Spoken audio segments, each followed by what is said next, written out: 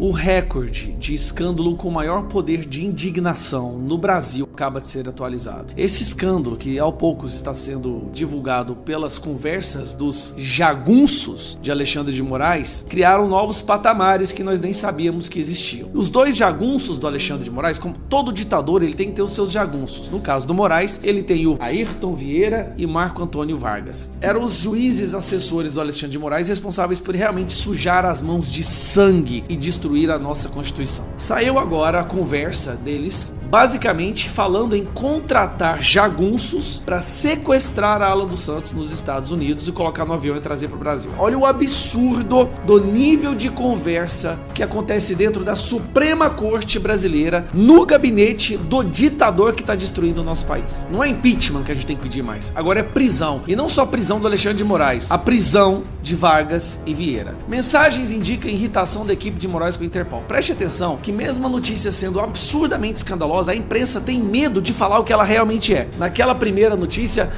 rito não formal. Mentira, estava falando em forjar provas e relatórios contra os perseguidos políticos. Aqui, eles não falam claramente que o que eles estavam discutindo era contratar jagunço para sequestrar o Alan dos Santos. Não, mensagens indicam irritação da equipe de Moraes com o Interpol. Tudo isso na perseguição do Alan dos Santos, que foi o primeiro perseguido político que teve sua prisão decretada. Peça para o Ayrton falar com a Polícia Federal sobre o alerta vermelho. O alerta vermelho é que eles queriam colocar o Alan dos Santos para ser preso pela Interpol e para ser extraditado nos Estados Unidos, né? A questão do alerta vermelho é uma longa história, mas em resumo é o seguinte: o pedido do alerta vermelho já foi feito há mais de um ano, só que ele está em Lyon, França, que é a sede da Interpol, e o pessoal de lá até agora não atendeu, simplesmente se recusou a pôr e de nada adiantaram os pedidos reiterados feitos pela Interpol aqui no Brasil, declarou. O que acontece? A Interpol jamais vai mandar prender uma pessoa por crime de opinião. A Interpol ainda não chegou nesse nível de totalitarismo venezuelano, tá? Conforme Vieira, o escritório da Interpol na França deu a entender, aí vem ó,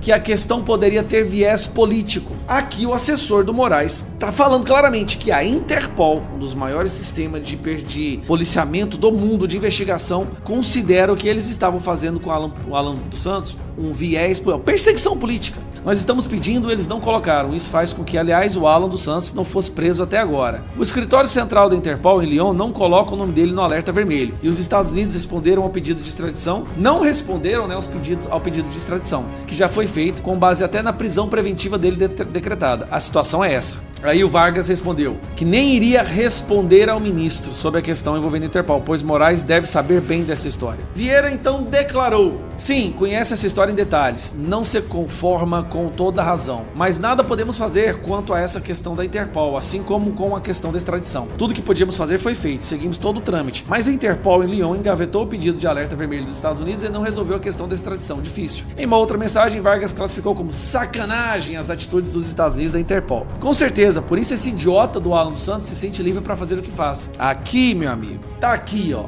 dá vontade de mandar uns jagunços pegar esse cara na marra e colocar no avião brasileiro. Aqui eles estão falando, os juízes da Suprema Corte, assessores auxiliares do ministro Alexandre de Moraes, estão falando que a vontade deles é cometer um crime, é sequestrar uma pessoa que está como refugiado nos Estados Unidos e colocar no avião. Sequestrar. Eles falam em sequestrar abertamente. Imagina se fosse um de nós falando em sequestrar o Alexandre de Moraes. Se fosse qualquer pessoa comum falando em sequestrar o Alexandre de Moraes, se fosse um deputado, um senador, estaria preso imediatamente. Pois é, pessoal, como vocês viram aí, ontem saiu novas irregularidades do Alexandre de Moraes. Inclusive, eu tenho um vídeo aqui do jornalista que tem esses 6 GB de mensagens lá do gabinete dele, explicando passo a passo de como foi, né, essa organização criminosa do Alexandre de Moraes. E o que eu não esperava, pessoal, é que enquanto eu me arrumava para gravar esse vídeo para vocês, já vazaram mais uma coisa do Alexandre de Moraes. Olha aqui, sem ordem judicial, a Polícia Federal pediu ao X, que é o Twitter, né, informações sobre deputado federal. A Polícia Federal, pessoal, agora tá envolvida também. A CNN teve acesso aos requerimentos. Juristas divergem e dizem que lei é dúbia sobre procedimento. Olha só. Em um ofício do dia 16 de março de 2023, a que a CNN teve acesso com exclusividade, a Polícia Federal pediu ao X, né, ao Twitter, dados pessoais de 2 perfis do deputado André Fernandes, esse deputado aqui, né, outro grande batalhador aí da nossa democracia brasileira que realmente luta pelo Brasil, né? O delegado Rafael Soares Astini deu um prazo de 2 dias para que a rede social respondesse. O texto do requerimento cita o artigo 2 do parágrafo 1 da Lei 12.830/2013, que trata sobre investigação criminal conduzida pelo delegado da polícia. E o artigo 10º, né, do parágrafo 3º da Lei do Marco Civil da Internet para fundamentar o pedido sem ordem judicial. O trecho da lei de 2023 citado pela PF diz que ao delegado de polícia, na qualidade de autoridade policial, cabe a condução de investigação criminal por meio de inquérito policial ou outro procedimento previstos em lei, que tem como objetivo a apuração das circunstâncias, da materialidade e da autoria das infrações penais. O documento enviado ao X pedia nome, CPF, e-mail, endereços, terminais telefônicos utilizados ou cadastrados, dados bancários e do cartão de crédito, né, cadastrados e logs de criação, contendo IP, data, hora, fuso horário e porta lógica da conta do usuário. No caso, o deputado André Fernandes. O escritório Bestian Advogados, contratado pelo X Brasil, respondeu à Polícia Federal e ao delegado Rafael Soares Astini por meio de um ofício no dia 5 de abril de 2023. Então aqui a gente consegue ver até a própria Polícia Federal cumprindo ordens ilegais. Ordens que não podem ser cumpridas. Como que ele pode exigir esse tanto de informação, dando prazo para responder, sem nenhuma ordem judicial? Um delegado cumprindo ordens ilegais. Isso é inadmissível. E a Ana Paula vem trazendo um recado pra gente. Olha só, é importante. Vê aí. Pedindo para nossa audiência, tá difícil, tá, né? Todo dia é uma coisa, como o doutor André disse, é tanta inconstitucionalidade que a gente esquece a de ontem, porque hoje já tem outra, amanhã já tem outra, mas olha, pessoal, não caiam nessa de que não vai dar em nada, o Brasil não vai dar em nada, não caiam nessa. Isso é papo de derrotista. Isso é papo de quem não tem a dimensão histórica de quanto tempo as coisas levam para acontecer. Nossa boa revolução começou tem pouco tempo. Nós vamos retomar as rédeas do nosso país, que na verdade nós nunca tivemos 100% das rédeas nas mãos. E nós vamos colocar em prática que todo o poder emana do povo. Não caiam nesse canto da sereia derrotista de que as coisas não vão dar em nada. Vão dar sim. E the best is yet to come, como os americanos falam. O melhor ainda está por vir. Boa semana a todos. Orai e vigiai. É isso, pessoal. O melhor ainda está por vir. Tudo isso que saiu até agora não é quase nada para tudo que vai vir até chegar o dia 7 de setembro, que está marcado, né, essa grande manifestação contra o Alexandre de Moraes. Até chegar lá já vai ter saído um tanto de provas novas, mais irregularidades. Eu volto a dizer aqui no meu canal, são 6 gigas de conversas. 6 gigas de conversas é coisa assim, é para meses e meses e meses de conversa. Aí você pensa, tudo que aconteceu no Brasil desde 2022, desde as eleições, pensa tudo o que aconteceu. Tudo isso está registrado em conversas. Vai sair mais coisas. Então, pessoal, não desanime. A gente está o mais perto de todas as vezes de derrubar o Alexandre de Moraes. Antes, a gente tinha alguma irregularidade ali, coisa que a gente não concordava lá, mas às vezes não tinha prova, às vezes era só o ato que a gente tinha para falar. Dessa vez não. Está saindo todos os dias, por conta-gotas. Novas provas contra o gabinete do Moraes, novas provas contra o Alexandre de Moraes. Então, a gente nunca esteve tão perto de realmente impeachment o ministro da Suprema Corte. Então, não desanime. Se una com o povo brasileiro no dia 7 de setembro. Vamos para as ruas exigir o pedido de impeachment desse homem. A gente precisa fazer isso, tá, pessoal? E olha só, o Glenn Greenwald, o jornalista que, né, de alguma forma conseguiu esses 6 GB de mensagens, ele explica certinho como funcionou essa organização criminosa do Moraes. Olha aí. Worry, the minute the election is over, the day after the election over, this power is going to disappear, and yet it didn't. It's continuing to this very day. We've reported on how the secret orders function. This one judge, Alexandre de Moraes, on the Supreme Court, he'll send an order to Twitter and Facebook and Google and TikTok and Telegram and Rumble. And I'll say, you are hereby required within the next 48 hours, within the next 2 hours, it gives them 2 hours, to ban all accounts of the following people.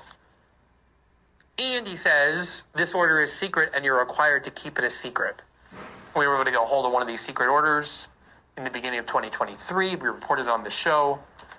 It was unbelievable. It just had lists and lists of people who are required to be banned. None of them were charged with any crimes. None of them were notified even of the issuance of this order. None of them had any due process to contest it. We reported all of that. He has imprisoned a lot of Bolsonaro's associates. In fact, we just did a major story where his top foreign policy advisor, Felipe Martins is his name, was part of an investigation, but has never been charged with any crime, let alone convicted of one.